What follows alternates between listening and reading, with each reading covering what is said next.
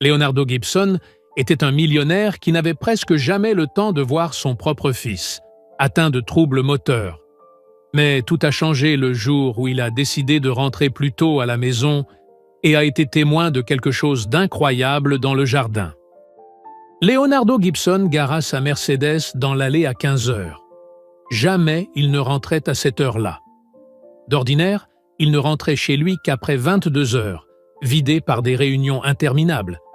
Mais aujourd'hui, il avait annulé tous ses rendez-vous à cause d'un violent mal de tête. En entrant par la porte de service, il entendit des voix venant du jardin. L'une d'elles était celle de son fils Adam, âgé de 4 ans.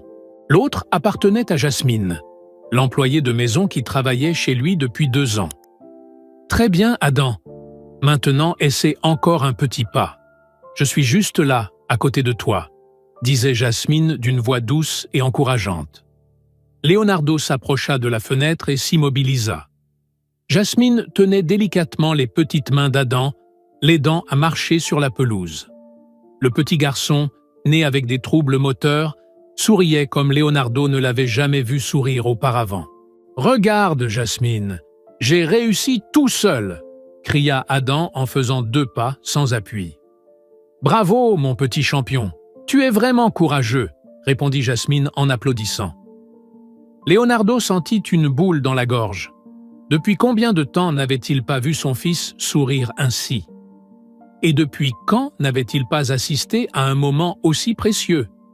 Jasmine le remarqua et sursauta.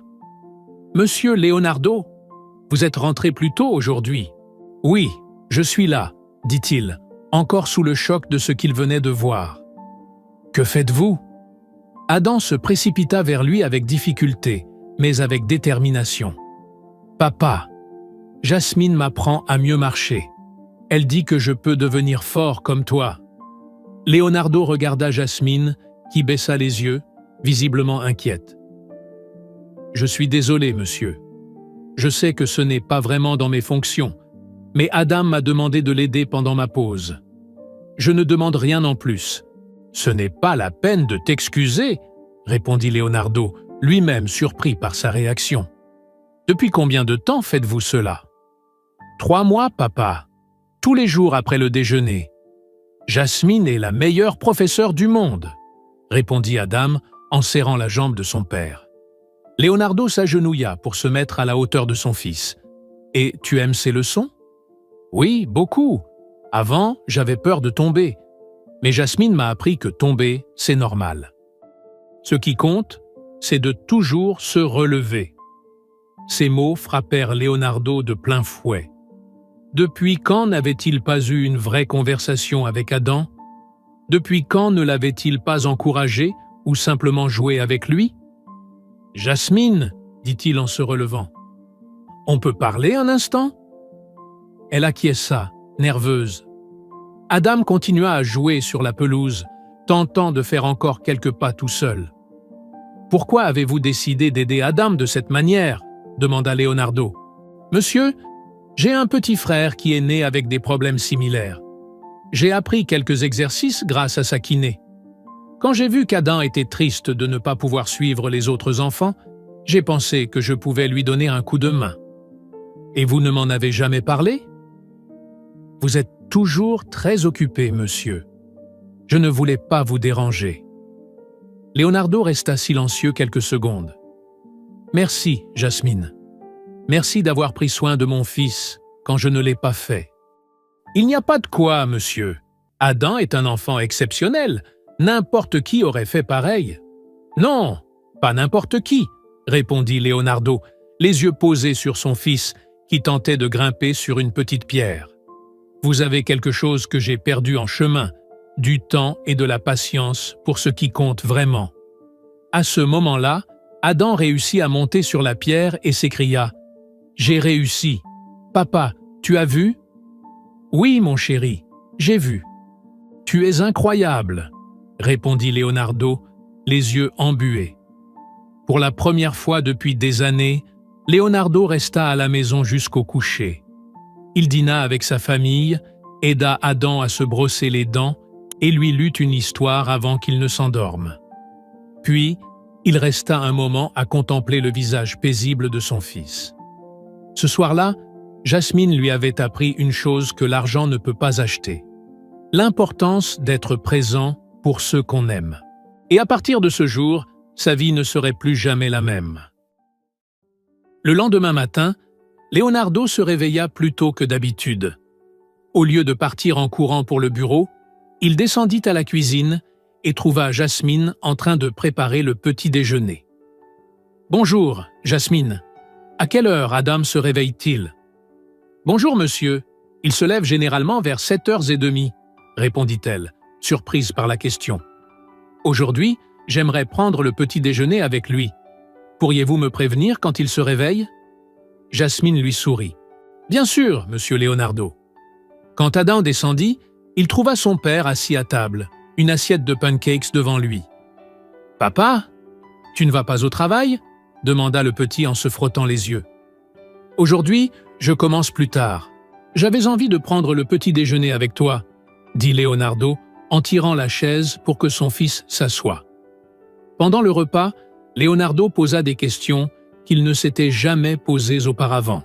Il découvrit qu'Adam adorait les dinosaures, que sa couleur préférée était le bleu du ciel, et qu'il rêvait de jouer au football quand il serait plus fort. « Papa, après le petit déjeuner, tu veux voir mes exercices avec Jasmine ?» demanda Adam avec enthousiasme. « J'adorerais », répondit Leonardo. Dans le jardin, Leonardo observa attentivement la façon dont Jasmine menait les exercices. Elle était patiente, attentionnée, et savait exactement comment motiver Adam sans le brusquer. « Est-ce que je peux essayer d'aider aussi ?» demanda Leonardo. « Bien sûr. Adam, tu veux montrer à ton papa comment tu gardes l'équilibre sur cette ligne ?» proposa Jasmine en désignant un ruban collé au sol. Adam marcha lentement sur la ligne, concentré. Lorsqu'il chancela, Leonardo tendit instinctivement la main pour le soutenir. « Bravo, mon garçon, tu y arrives très bien », dit-il, ému comme il ne l'avait pas été depuis longtemps. Les jours suivants, Leonardo assista aux exercices tous les matins. Adam rayonnait de joie en voyant son père présent, et ses progrès étaient chaque jour plus impressionnants. Une nuit, après le dîner, Félicia, sa femme, lui dit « Leonardo, j'aimerais te parler. » Ils s'assirent dans le salon et Félicia inspira profondément avant de poursuivre. « Je suis étonné par le changement chez toi. Cela faisait des années que je ne t'avais pas vu aussi présent pour Adam. » Jasmine m'a ouvert les yeux. J'ai compris que je passais à côté des moments les plus importants de la vie de notre fils. « Et moi, Leonardo ? Quand avons-nous vraiment parlé pour la dernière fois ? Quand avons-nous passé un moment juste tous les deux ?» Leonardo resta silencieux. Félicia avait raison. Leur mariage aussi avait été mis de côté. « Je suis désolé, Félicia. Je croyais que travailler sans relâche était une manière de vous montrer mon amour. J'ai pensé que vous offrir du confort matériel suffisait. Ce n'est pas suffisant, Leonardo. Adam a besoin d'un père présent, et moi, d'un mari qui l'est aussi. Peu importe les bijoux que tu m'offres, si tu n'es pas là quand j'ai besoin de parler. Tu as raison, je vais changer, je te le promets. » Félicia lui prit la main. « Je vois déjà ce changement, et je remercie Jasmine pour cela. Sans le vouloir, elle a sauvé notre famille. » Le lendemain, Leonardo alla trouver Jasmine. « Jasmine, j'ai une proposition à vous faire. J'aimerais que vous fassiez des études de kinésithérapie. Je financerai votre formation et quand vous serez diplômé, je souhaiterais que vous deveniez l'accompagnante thérapeutique officielle d'Adam. » Jasmine resta sans voix pendant quelques secondes. « Monsieur Leonardo, c'est très généreux, mais… » « Il n'y a pas de « mais ». Vous avez un don naturel. Adam vous fait une confiance totale, et je vois combien vous le poussez à se dépasser. Vous n'êtes pas simplement notre employé, Jasmine. Vous faites partie de cette famille. Je ne sais pas quoi dire. Dites que vous acceptez. Adam a besoin de vous. Nous avons tous besoin de vous. » Les larmes aux yeux, Jasmine acquiesça. « J'accepte, monsieur Leonardo. Merci infiniment pour cette opportunité. 3 mois plus tard, Adam montrait des progrès impressionnants. Il arrivait déjà à marcher sur de plus longues distances et montait les escaliers avec moins de difficultés. Leonardo n'avait manqué aucune séance d'exercice et la relation entre père et fils était plus forte que jamais. Un après-midi, Félicia recevait quelques amis pour un thé. Adam était dans le jardin avec Jasmine quand une des invitées, Margaret, une femme connue pour ses remarques acides, fit un commentaire qui changea l'ambiance de la réunion. « Félicia, ma chère, tu ne trouves pas ça un peu étrange que cette domestique soit aussi proche de ton fils ? Elle dépasse un peu les limites, » dit Margaret en regardant par la fenêtre. « De quoi tu parles, Margaret ?» répondit Félicia, agacée. « Mais enfin, tu ne vois pas. Elle se comporte comme si c'était elle, la mère du petit. Ce genre de personne cherche toujours à profiter des familles riches. » Ce genre de personne ? Margaret, Jasmine s'occupe d'Adam avec une tendresse et un dévouement exceptionnels. Elle fait un travail admirable. Ma chère, tu es beaucoup trop naïve. Je parie qu'elle retourne la tête du gamin. Et bientôt, elle voudra être traitée comme l'égale de la famille. Jasmine, qui venait de rentrer dans la maison pour chercher de l'eau pour Adam, entendit la conversation. Ses mains tremblèrent en tenant le verre et elle sortit rapidement, blessée et humiliée.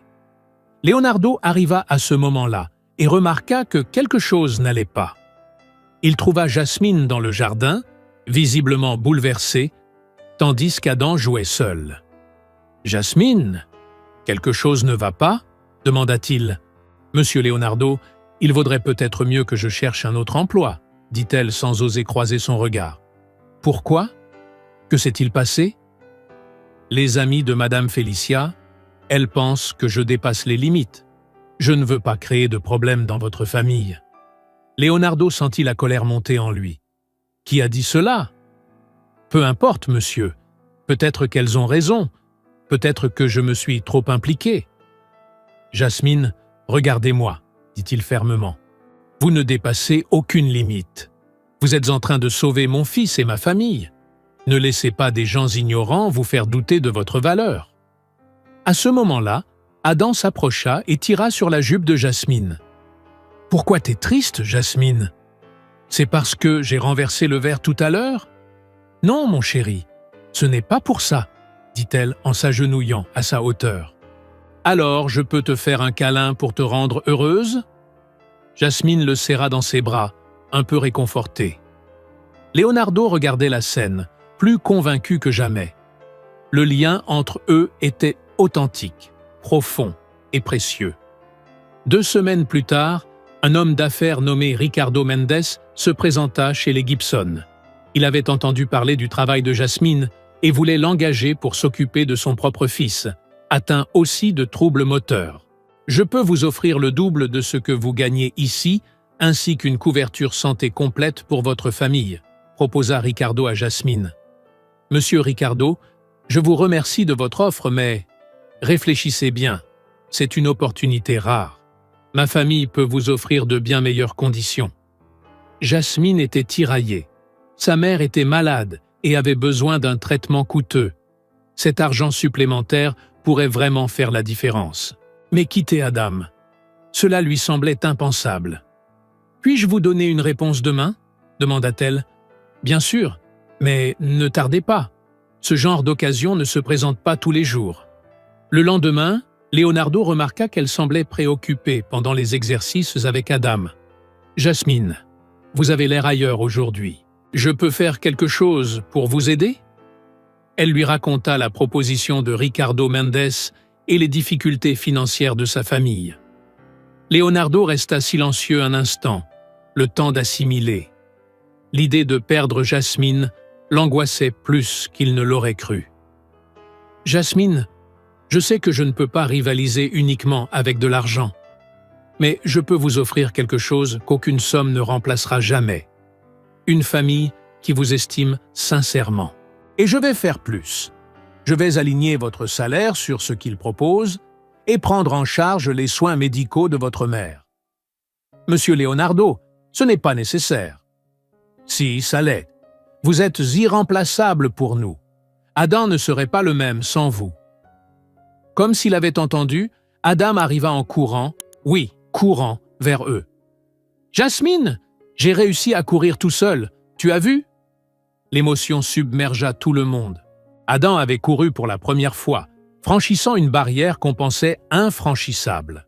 « Mon petit trésor, tu es incroyable !» s'exclama Jasmine en le prenant dans ses bras. « Maintenant, je peux jouer au foot avec les autres garçons ?» demanda Adam, surexcité. « Bien sûr que tu peux, champion !» répondit Leonardo, les yeux brillants de larmes. À cet instant précis, Jasmine sut que sa décision était prise. Aucune somme d'argent ne valait plus que de voir Adam remporter ses petites victoires. « Monsieur Leonardo, je n'ai plus besoin de réfléchir. Ma place est ici, avec vous. » 2 ans s'étaient écoulés depuis cet après-midi inoubliable dans le jardin. Adam, non seulement marchait et courait normalement, mais il brillait aussi dans les activités scolaires. Jasmine avait obtenu son diplôme de kinésithérapeute avec mention, tout en restant l'accompagnante thérapeutique officielle du petit garçon. C'était le jour de la remise des diplômes de la maternelle, et toute la famille Gibson était présente dans l'auditorium de l'école. Adam allait monter sur scène pour recevoir son diplôme et prononcer un discours en tant que représentant de sa classe. « J'ai un peu peur », chuchota Adam à Jasmine, assise à côté de lui. « Rappelle-toi ce qu'on s'est toujours dit. Tu es courageux et unique. Parle avec ton cœur. » Quand son nom fut appelé, Adam monta sur scène d'un pas sûr. Leonardo et Felicia se regardèrent, les yeux pleins d'émotion, en voyant tout le chemin parcouru par leur fils. « Bonjour tout le monde !» lança Adam d'une voix douce dans le micro. « Je m'appelle Adam Gibson et je voudrais vous parler de la personne la plus spéciale de ma vie. » Jasmine fut prise de court. Elle ne savait pas qu'il allait parler d'elle. « Quand j'étais plus petit, je n'arrivais pas bien à marcher. Je tombais souvent et j'étais triste parce que je ne pouvais pas jouer comme les autres enfants. Mais un jour, Jasmine est entrée dans ma vie.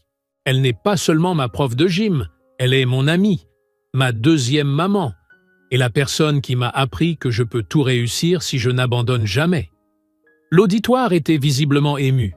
Jasmine peinait à retenir ses larmes. Jasmine m'a appris que tomber, ce n'est pas grave. Ce qui compte, c'est de se relever. Aujourd'hui, je cours, je monte les escaliers, je joue au foot et je sais même faire du vélo. Tout ça parce qu'elle a cru en moi, même quand moi, je n'y croyais pas. Adam fit une pause et regarda directement Jasmine. « Jasmine, merci de m'avoir appris que je suis spéciale à ma façon.